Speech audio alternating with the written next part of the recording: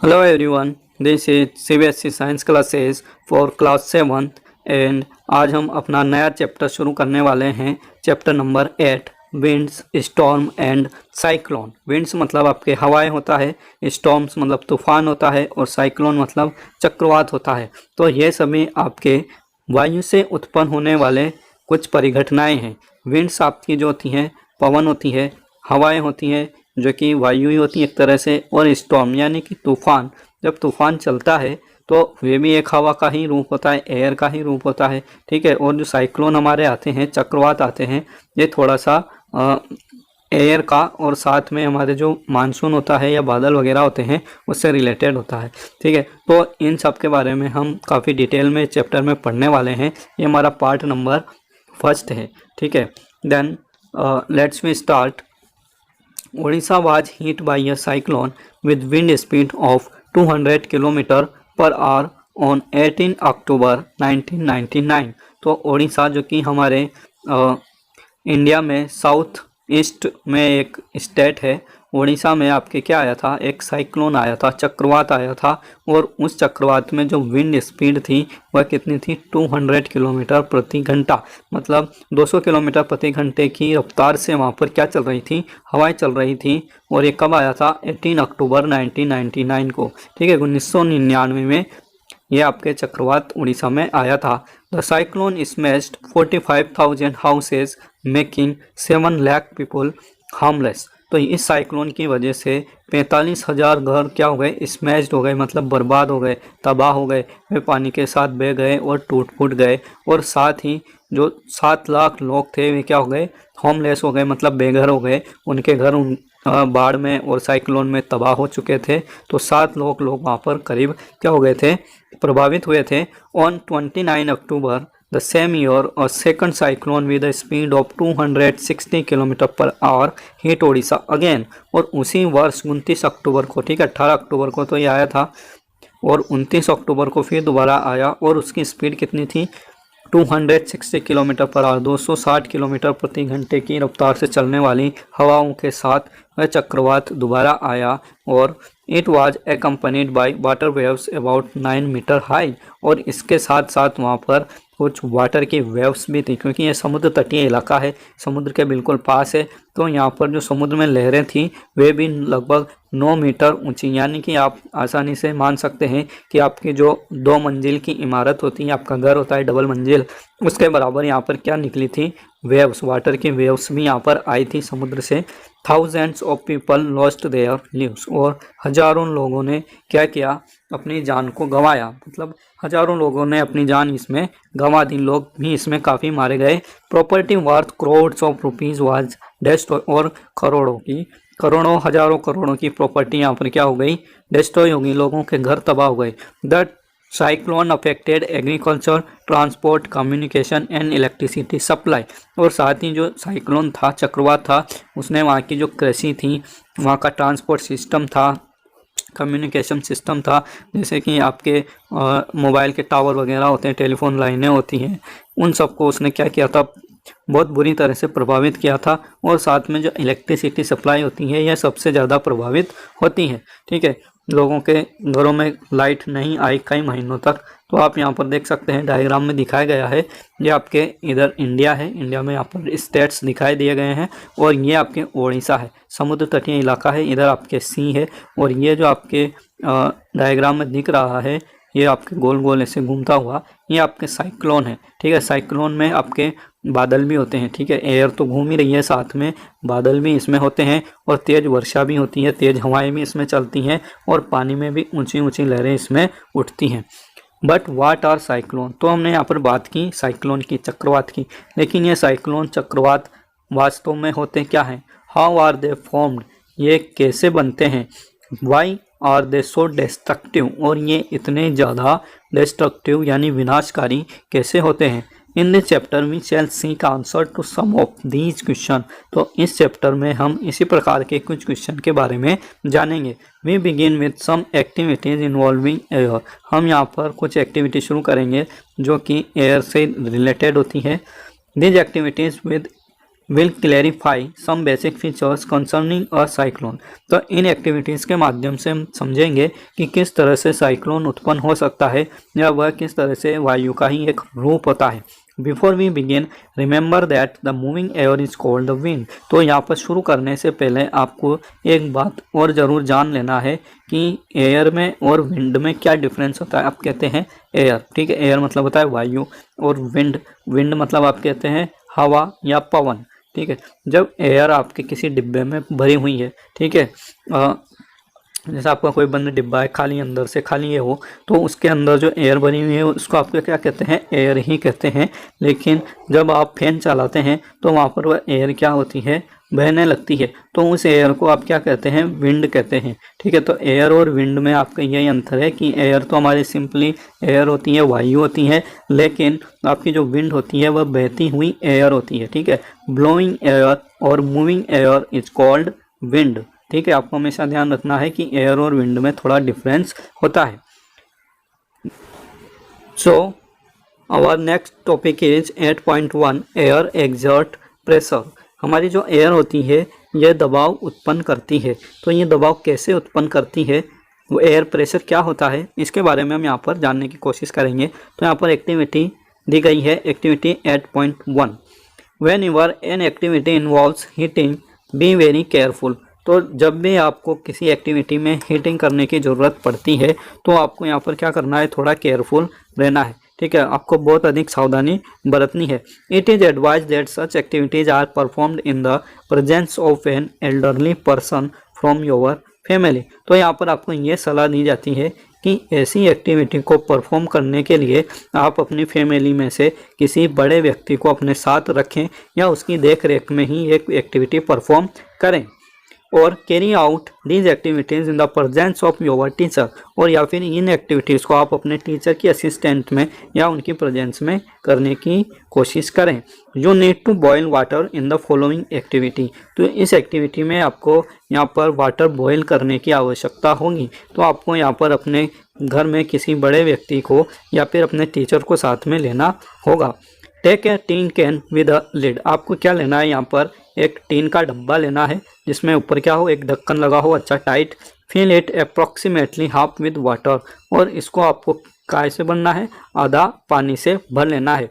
Heat the can on a candle flame till the water boils. अब आपको इसको candle की फ्लेम पर गर्म करना है जब तक कि आपका टीन का डब्बा में जो पानी है वह उबलने लग जाए, ठीक है। बॉयल होना मतलब उबलना। Let the water boil for a few minute. अब कुछ देर तक आप पानी को उबालते रहिए धीरे धीरे। Blow out the candle. और अब कैंडल को बुझा दीजिए। Immediately put the lid tightly on the can. और आप क्या करेंगे, उसी समय उस कैन के ऊपर क्या लगा देंगे, ढक्कन लगा देंगे, और बहुत अच्छी तरह से टाइटली आपको क्या लगाना है, लीड या ढक्कन लगाना है। Be careful in handling the hot can. और यहाँ पर वो जो आपका गर्म डब्बा है उसको काम में लेते समय आपको सावधानी रखनी है। Put the can carefully in a shallow metallic vessel और अ वॉश बेसिन। अब उस मेटालिक कैन को, आपका जो टीन का डब्बा है, उसको आपको किसी वेसल में रखना है, यानी कि किसी चौड़े पात्र में रखना है। शैलो मेटालिक वेसल मतलब चौड़े पात्र में रखना है, जैसे आपके थाली होती है बड़ी थाली, उसमें रख सकते हैं, या फिर वॉश बेसिन में आप उसको रख सकते हैं जिसमें आप हाथ वगैरह धोते हैं। Pour fresh water over the can. अब क्या करना है, आपको कैन के ऊपर थोड़ा ताज़ा पानी उसके ऊपर डालना है जो ठंडा होगा। What happens to the shape of the can. तो आपको क्या लगता है कैन की शेप के साथ क्या होगा, उसकी आकृति कैसी हो जाएगी। तो आप यहाँ पर देख सकते हैं एक्टिविटी में यहाँ पर पानी गर्म किया गया है, फिर उसके बाद उसके ऊपर ढक्कन लगा दिया गया, और उसके बाद उसके ऊपर क्या डाला गया, थोड़ा ठंडा पानी डाला गया। तो जैसे आप पानी डालते हैं तो कैन की शेप क्या होती है, डिस्टॉर्टेड हो जाती है, मतलब वह बिगड़ जाती है। कैन का डब्बा जो होता है वह पिचक जाता है। तो ऐसा क्यों होता है, ठीक है, यही यहाँ पर हम जानने की कोशिश करेंगे। Can you guess why the shape of the can get distorted. तो क्या आप यहाँ पर पता कर सकते हैं, गेस कर सकते हैं, अनुमान लगा सकते हैं कि ये जो आपकी कैन की शेप है ये क्यों बिगड़ गई, डिस्टॉर्टेड क्यों हो गई। If you can not get tin can take a soft plastic bottle. तो यदि आपके पास टीन की कैन नहीं है तो आप एक सॉफ्ट प्लास्टिक की बोतल में यहाँ पर ले सकते हैं, जो कि आपकी कोल्ड ड्रिंक वगैरह की होती है। Fill it with hot water. और आप इसको हॉट वाटर से भर देंगे। एम्प्टी द बोतल इमीडिएटली, कैप इट टाइटली। और उस बोतल को आप हाथों हाथ, मतलब जैसे ही गर्म पानी भरा आपने, तुरंत उसको क्या किया, आपने खाली कर दिया और उसको क्या कर दिया, कैप लगा दी उस पर टाइटली। प्लेस द बोतल अंडर रनिंग वाटर, और आपने उसको बहते हुए पानी के नीचे या उसके ऊपर ठंडा पानी आपने डाल दिया। Recall now some of your experiences. तो यहाँ पर आपको कुछ और एक्सपीरियंस रिकॉल करने की आवश्यकता है। ये जो एक्टिविटी है, हमारा डब्बा, टीन का डब्बा क्यों पिचक गया या प्लास्टिक की बोतल क्यों पिचक गई, इसके बारे में हम बाद में डिस्कस करेंगे। यहाँ पर आपको कुछ और एक्सपीरियंसेस के बारे में थोड़ा रिकॉल करना है। When you fly A kite does the wind coming from your back help. तो जब आप पतंग उड़ाते हैं, काइट उड़ाते हैं, तो यदि हवा आपके पीछे से चल रही है तो क्या वह आपकी पतंग को उड़ने में हेल्प करती है। If you are in a boat, is it easier to row if there is wind coming from behind you? और यदि आप बोट में बैठे हैं, ठीक है, पानी में नाव चला रहे हैं और आपके पीछे से यदि हवा आ रही है, तो क्या आपको उस नाव को, उस बोट को आगे चलाने में, उसको खेने में, रो करने में आपको हेल्प होगी या नहीं। Do you find it difficult to ride a bicycle against the direction of wind. और आपने देखा होगा कभी आप जब साइकिल चलाते हैं और आपके सामने से हवा आ रही है, ठीक है, आपके विपरीत दिशा में हवा आ रही है, तो आपको क्या होता है, साइकिल चलाने में डिफ़िकल्टी होती है। You know that we have to fill air into the bicycle tube to keep it tight. और आपको ये भी पता है कि आपकी जो साइकिल होती है उसमें आपका टायर में, ट्यूब में क्या करना पड़ता है, एयर फिल करनी होती है ताकि वह टाइट रहे। Also you know that a bicycle tube overfilled with air में बर्स्ट। और आपको ये भी पता होगा कि यदि उस टायर में, साइकिल के टायर में आप ज़्यादा हवा भर देंगे, इसको ओवरफिल्ड कर देंगे, तो आपका जो टायर होता है वह बर्स्ट हो सकता है, फट सकता है।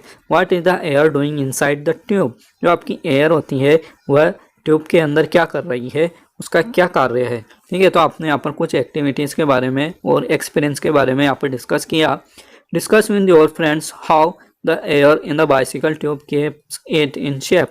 तो अपने फ्रेंड से यहाँ पर डिस्कस कीजिए कि आपकी जो एयर होती है बाइसिकल के टायर की ट्यूब के अंदर, जो है उसकी शेप को कैसे बनाए रखती है।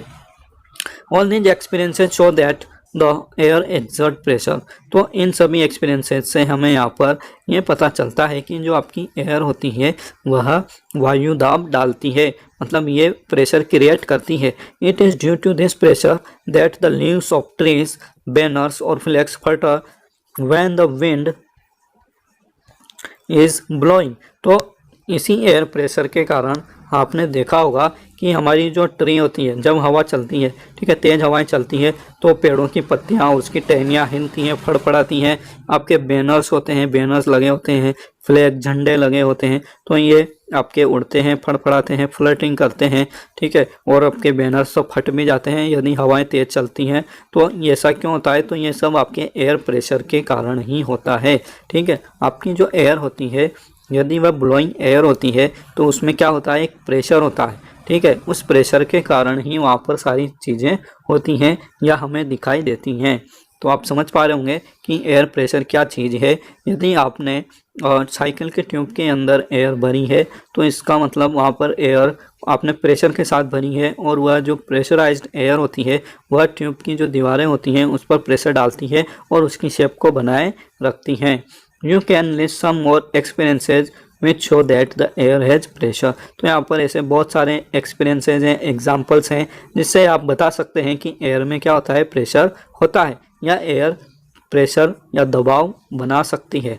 Let us now try to explain why the can और द बॉटल गेट डिस्टॉर्टेड। तो जैसे कि हमने शुरू में एक्सपेरिमेंट किया था, यहाँ पर एक एक्टिविटी की थी, तो हम उसको एक्सप्लेन करेंगे कि ये जो आपकी कैन थी, टीन का डब्बा था या प्लास्टिक की बोतल थी, इसकी आकृति क्यों बिगड़ जाती है। As water is poured over the can, some steam in the can condenses into water. तो जैसे ही आप वाटर के ऊपर, डब्बे के ऊपर वाटर डालते हैं तो जो स्टीम होती है, देखो आपने इसको गर्म किया था पहले, ठीक है, गर्म करने के बाद क्या हुआ, इसकी जो वाटर थी वह स्टीम में बदली, और ढक्कन आपने बाद में लगाया है, पानी के उबलने के बाद, तो क्या होगा कि यहाँ पर एयर की मात्रा थोड़ी कम हो जाएगी और उसमें एयर की जगह यहाँ पर स्टीम भी प्रेजेंट होगी।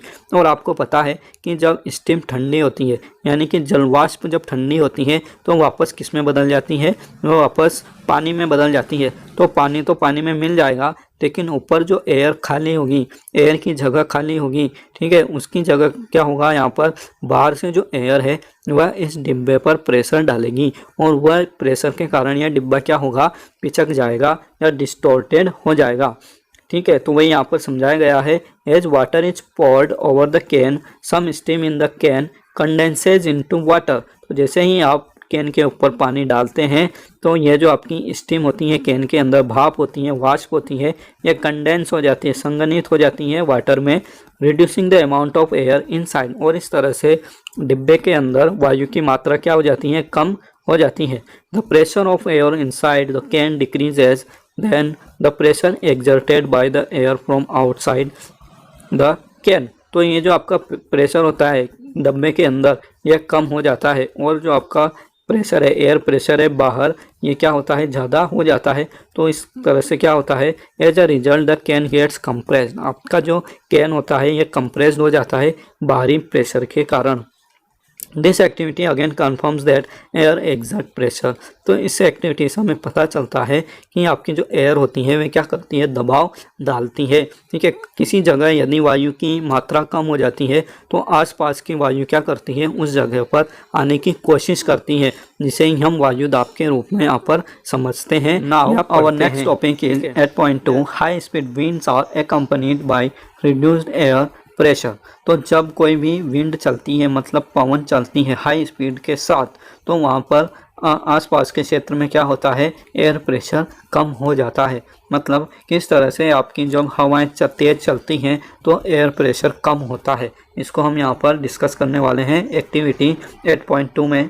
तो ये आपके यहाँ पर एक्टिविटी दी गई है, एक crumple a small piece of paper into a ball of size smaller than the mouth of an empty bottle. तो आपको क्या करना है, एक कागज़ का टुकड़ा लेना है, इसको क्रम्पल करना है, उसको मतलब हाथ से दबाना है, सिकोड़ना है। ठीक है, उसको एक छोटा सा आपको बॉल के रूप में बना देना है और उसको आपको एक खाली बोतल में, जैसे यहाँ पर दिखाया गया है, उसमें आपको रख देना है और ऊपर से क्या करना है, इसमें फूंक मारनी है। Hold the empty bottle on it's side and place the paper ball just inside its mouth. तो आपको क्या करना है, जो आपकी एम्प्टी बॉटल है उसको एक सीधे तरीके से पकड़ना है, जैसे डायग्राम में दिखाया गया है, और जो पेपर बॉल होती है वह आपको माउथ में ही रखनी है, मतलब जो बॉटल का माउथ होता है वहीं पर रखनी है, उसको अंदर नहीं भेजना है। Now try to blow on the ball to force it into the bottle. अब क्या करना है आपको, उसको बॉल को, जो आपने कागज़ की बॉल बनाई है, उसको उस पर हवा मारनी है अपने मुंह से और उसको बोतल के अंदर पहुंचाने की कोशिश करनी है। Try activity with bottles of different size. और आप इस एक्टिविटी को अलग अलग साइज की बोतल के साथ करके देख सकते हैं। Challenge your friends if they can force the paper ball in by blowing into the bottle. तो आप अपने दोस्तों को यहाँ पर चैलेंज कर सकते हैं, उनके साथ शर्त लगा सकते हैं कि यदि आप इस पेपर की बॉल को बोतल के अंदर पहुंचा दोगे तो आप जीत जाओगे। इस तरह से हम यहाँ पर एक्टिविटी कर सकते हैं। Paheli and Boojho are thinking about the following question. तो पहली और बुजो यहाँ पर कुछ क्वेश्चन के बारे में सोच रहे हैं।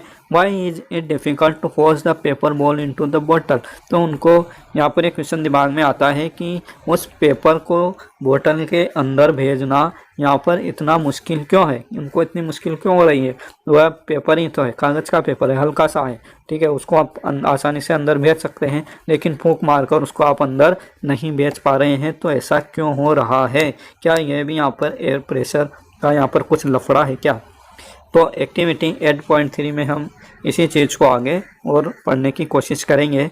Blow the balloons. आपको क्या करना है, गुब्बारे फुलाने हैं, 2 गुब्बारे कम से कम। Take 2 balloons of approximately equal size. 2 गुब्बारे आपको बिल्कुल सेम साइज के लेने हैं। Put a little water into the balloons. अब क्या करना है, बैलून्स में थोड़ा सा आपको पानी डालना है, 2-5 ml। Blow up both the balloons and tie each one two the string. और आपको क्या करना है, दोनों बैलून्स को एक धागे पर, या आपके पास कोई डंडा है, रॉड है, तो उसके ऊपर आप उसको बांध सकते हैं। Hang the balloons 8 to 10 centimetre apart on a cycle spoke और स्टिक। अब क्या करना है आपको, जो बैलून्स हैं उनको 8 से 10 सेंटीमीटर की दूरी पर एक साइकिल स्पोक या स्टिक पर आपको उनको लगा देना है, जैसे ऊपर डायग्राम में दिखाया गया है। इस तरह से ये स्टिक है, इसके ऊपर आपने दोनों बैलून को 8 से 10 सेंटीमीटर की दूरी पर बांध दिया। Blow in the space between the balloons, और ये जो स्पेस है आपके दोनों बैलून्स के बीच में, ठीक है, इस स्पेस में आपको क्या करना है, यहाँ पर फूंक मारनी है, ब्लोइंग करनी है। What did you expect? तो आप क्या एक्सपेक्ट करते हो? What happen? यहाँ पे क्या होगा, क्या बैलून दूर जाएंगे या एक दूसरे के पास आएंगे? Try different ways of blowing on the balloons to see what happens. तो यहाँ पर अलग अलग तरीके से आप ब्लो करके यहाँ पर देखेंगे और देखेंगे कि क्या होता है। एक्टिविटी 8.4, ठीक है, तो इसका आंसर हम आगे अभी एक साथ स्टडी करने वाले हैं बाद में। उससे पहले एक्टिविटी 8.4 पढ़ लेते हैं। Can you blow and lift? क्या आप ब्लो करके फूंक मार सकते हैं और पेपर को ऊपर उठा सकते हैं? Hold a strip of paper 20 centimetre long and 3 centimetre wide. तो यहाँ पर आपको एक पेपर लेना है, पेपर की स्ट्रिप, जैसे यहाँ पर इनके पास है, ठीक है, तो ये एक पेपर स्ट्रिप है, 20 सेंटीमीटर लंबी है और 3 सेंटीमीटर लगभग ये चौड़ी है। तो इसको आपको होल्ड करना है, पकड़ना है आपके थंब और 4 फिंगर के बीच में, जैसे कि डायग्राम में दिखाया गया है। Now blow over the paper. अब क्या करना है, आपको पेपर के ऊपर ब्लो करना है, ठीक है। पहले इन्होंने पकड़ लिया, ये नीचे लटकी हुई है, ठीक है, इसके पेपर के ऊपर इसको ब्लो करना है, मतलब फूंक मारनी है। तो फूंक मारने से क्या होगा, पहली things that the strip will be lifted up. पहली सोच रही है कि जो स्ट्रिप है वह ऊपर उठ जाएगी। Boojho thinks that the strip will bend down, और बुजो ये सोच रहा है कि जो स्ट्रिप है आपकी पेपर की, कागज़ की, वह नीचे झुक जाएगी। तो इन दोनों में से क्या होने वाला है यहाँ पर हम देख लेते हैं। What do you think will happen to the paper? तो आप क्या सोचते हैं पेपर के साथ क्या होगा? Let us try to understand the observations in activity 8.2, 8.3 and 8.4। तो इन जो एक्टिविटीज़ हमने यहाँ पर की 8.2 में, 8.3 में और 8.4 में, इनको हम अब समझने की कोशिश करेंगे। Were the observation along the lines you thought? तो क्या ये ऑब्जर्वेशन जैसा आपने सोचा उसी अनुसार हो रहे हैं? Do you get the feeling that the increase wind speed is accompanied by a reduced air pressure? तो क्या आप यहाँ आपको एक फीलिंग आ रही है कि यदि आप वायु की गति को बढ़ा देते हैं तो यहाँ पर उसी के साथ साथ क्या होता है, एयर प्रेशर कम हो जाता है? तो क्या आप ऐसा सोच रहे हैं? When we blow into the mouth of the bottle, the air near the mouth has higher speed. तो जैसे आपने बोतल के अंदर कागज़ रख के मुंह पर उसको क्या किया था, उसमें फूंक मारी थी, तो आपका जो कागज़ है वह अंदर नहीं जा पा रहा था। तो ऐसा क्यों हो रहा था? तो जब आप बोतल के माउथ में फूंक मारते हैं, ब्लोइंग करते हैं, तो जो आपकी एयर होती है माउथ के पास, वहाँ पर क्या होती है, स्पीड हाई हो जाती है, एयर की स्पीड काफ़ी हाई होती है। This decreases the pressure there. इससे क्या होता है, वहाँ का प्रेशर कम हो जाता है। The air pressure inside the bottle is higher than the near the mouth. तो आपका जो प्रेशर होगा बोतल के अंदर, आपने जो एक्सपेरिमेंट किया था ऊपर, इस वाले की हम बात कर रहे हैं, आपका जो प्रेशर होगा, यहाँ पर क्या है, आप फूंक मार रहे हैं माउथ में, तो यहाँ पर आपके एयर की जो स्पीड है वह ज़्यादा है, तो इससे क्या होगा, यहाँ पर एयर प्रेशर कम होगा। और जब वायु आपकी स्पीड के साथ अंदर जाएगी, वहाँ पर वायु की स्पीड कम होगी और एयर की मात्रा ज़्यादा होगी, तो यहाँ पर क्या होगा, एयर प्रेशर ज़्यादा होगा। तो आपको पता है कि कोई भी वस्तु ज़्यादा से कम की तरफ गति करती है, तो यहाँ पर एयर प्रेशर ज़्यादा है, इधर कम है, तो आपका जो कागज़ है वह किधर मूव करेगा, ये बाहर की तरफ मूव करेगा, ये अंदर नहीं जाएगा। इसी कारण से ये आपके फूंक मारने पर भी ये अंदर नहीं जाता है। Okay,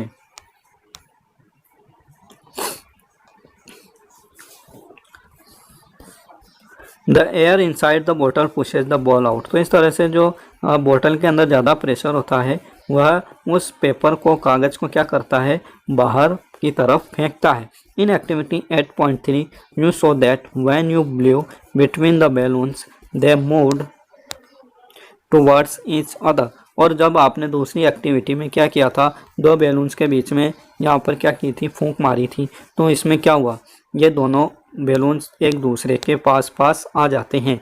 how could this happen? तो ये दोनों बैलून्स एक दूसरे के पास क्यों आ रहे हैं, हम तो उनके बीच में फूंक मार रहे हैं, तो उनको दूर जाना चाहिए था, लेकिन वे क्या होते हैं, एक दूसरे के पास आ जाते हैं। This could happen if the pressure of air between the balloons were somehow reduce. तो ऐसा इसलिए हुआ है कि यदि जो बैलून्स हैं उनके बीच में एयर प्रेशर यदि कम हो जाए तो ऐसा हो सकता था। The pressure outside the balloons would then push them towards each other. तो जो बैलून्स के बाहर की तरफ की जो एयर होती है वे क्या कर सकती है, उनको एक दूसरे की तरफ धकेल सकती है। ठीक है, ये दोनों बैलून्स एक दूसरे की तरफ आएंगे तो कब आएंगे, जब इधर बाहर की तरफ दोनों बैलून के बाहर की तरफ क्या होगा, प्रेशर ज़्यादा होगा और बीच में प्रेशर कम होगा, तभी ये क्या हो सकता है, एक दूसरे के पास पास आ सकते हैं। ठीक है, तो यही यहाँ पर हम समझाने की कोशिश कर रहे हैं कि यदि प्रेशर बाहर ज़्यादा होगा और उन दोनों के बीच में कम होगा तो वे दोनों एक दूसरे की तरफ आ सकते हैं। In activity 8.4 you saw that when you blew over the paper strip it went upwards। और दूसरी जो हमने एक्टिविटी की थी एक्टिविटी 8.4 उसमें जब पेपर स्ट्रिप के ऊपर आपने फूंक मारी थी तो जो आपकी पेपर स्ट्रिप होती है वह क्या होती है, ऊपर उठ जाती है। It vents upwards. आप देख सकते हैं डायग्राम में, जब आपने इसके ऊपर फूंक मारी तो ये क्या हो गया, ऊपर उठ गया। ठीक है, पहले ये नीचे लटका हुआ था पेपर, लेकिन फूंक मारने के बाद ये ऊपर उड़ गया अपने आप। ठीक है, तो क्या ये जादू है? नहीं, ये जादू नहीं है। ठीक है, यहाँ पर क्या हुआ, पेपर के ऊपर आपके एयर प्रेशर कम हो गया और पेपर के नीचे एयर प्रेशर ज़्यादा था, इस कारण से वह क्या हुआ, आपकी जो पेपर थी वह ऊपर उड़ गई। Again this could happen if blowing over the paper reduce the air pressure above the strip। तो ये भी इसीलिए हो पाया क्योंकि यदि आपने पेपर के ऊपर की एयर प्रेशर को कम कर दिया और नीचे के प्रेशर को बढ़ा दिया तो वहाँ पर क्या होगा, वह पेपर की स्ट्रिप आपकी ऊपर उठ जाएगी। We see that the increased wind speed is indeed accompanied by your reduced air pressure। तो आपको यहाँ पर ये जो लाइन है इसको अच्छे से नोट कर लेना है और लर्न भी कर लेना है। ठीक है, क्योंकि ये लाइन आपके क्या कहती है कि जब भी आपके एयर प्रेशर जब भी आपकी विंड की स्पीड बढ़ती है, ठीक है, इंक्रीज विंड स्पीड इज, आपकी जब भी विंड की स्पीड या हवा की स्पीड आपके बढ़ती है तो उसमें क्या होता है कि आपकी एयर प्रेशर हमेशा क्या हो जाती है, कम हो जाती है। जब वायु की चाल बढ़ती है तब आपका एयर प्रेशर क्या होता है, कम होता है। मतलब ये दोनों चीज़ें साथ साथ जुड़ी हुई होती हैं। Can you imagine that what would happen if high speed winds blue over the roofs of building. तो इसी तरह से क्या आप इमेजिन कर सकते हो कि जब बहुत तेज़ गति की हवाएं आपकी बिल्डिंग की छतों के ऊपर चलती हैं तो क्या होता है ना। तो if the roofs were weak, यदि वह जो छत है बिल्डिंग के ऊपर की रूफ है, छत है, वह कमज़ोर है, वीक है, the could be lifted and blown away, तो वे ऊपर उड़ जाएंगी और वायु के साथ ही उड़ जाएंगी। If you have any such experience share it with your friends. तो यदि आपने कभी ऐसा होते हुए देखा है, आपने कभी किसी छत को उड़ते हुए देखा है तो आप उसको अपने फ्रेंड्स के साथ शेयर ज़रूर करें। ओके, तो यहाँ पर आप समझ गए होंगे कि जब वायु की गति बढ़ती है तो उसमें आपके जो एयर प्रेशर होता है वह क्या होता है, कम होता है। ठीक है, वायु की गति बढ़ने से एयर प्रेशर में कमी आती है, तो इस कारण से आपकी जो छत होती है वह ऊपर उठ जाती है और वायु के साथ ही उड़ जाती है। Let us try to understand how winds are produced. तो यहाँ पर हम ये भी समझने की कोशिश करेंगे कि जो आपकी विंड होती है वह कैसे प्रोड्यूस होती है। हवा बिल्कुल शांत होती है और कुछ देर बाद वह चलने लगती है, मतलब वायु बहने लगती है। How they bring rain and how they can be destructive sometime. वे किस तरह से आपके वर्षा लाती हैं। ठीक है, बादल उड़ते हुए आते हैं आपके इलाके में, आपके क्षेत्र में और बारिश करते हैं। तो ये कैसे आते हैं, क्यों आते हैं और वे कभी कभी इतने डिस्ट्रक्टिव क्यों हो जाते हैं। हवाएं कभी कभी तूफान का या चक्रवात का रूप क्यों ले लेती हैं। You already know that when air moves it is called wind. तो हमने यहाँ पर पढ़ा है कि जो आपकी एयर होती है, तो मूविंग एयर को हम क्या कहते हैं, विंड कहते हैं, पवन कहते हैं। Air moves from the region where the air pressure is high to the region where the air pressure is low. तो आपकी जो पवनें होती हैं ये हमेशा हाई प्रेशर से कम प्रेशर वाले रीजन की तरफ मूव करती है। जिस क्षेत्र में एयर प्रेशर ज़्यादा होता है उधर से यह कम एयर प्रेशर वाले क्षेत्र की तरफ मूव करती है। The greater the difference in pressure the faster the air moves. तो आपके जो प्रेशर में जितना ज़्यादा डिफरेंस होगा, ठीक है, वहाँ पर उतनी ही ज़्यादा क्या होगी, आपकी एयर उतनी ही तेज़ गति के साथ मूव करेगी।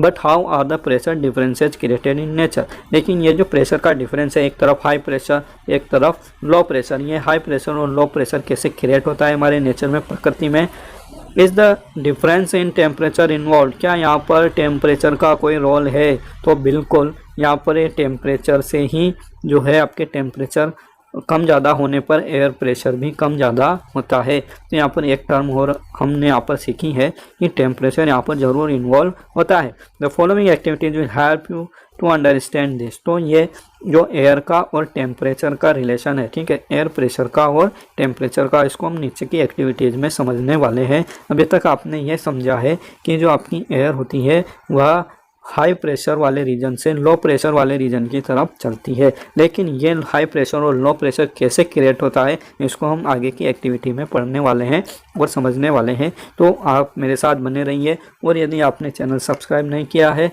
तो I request you that please you subscribe the channel and press the bell icon. Okay, keep learning and keep watching. Thank you for watching. Okay, thanks.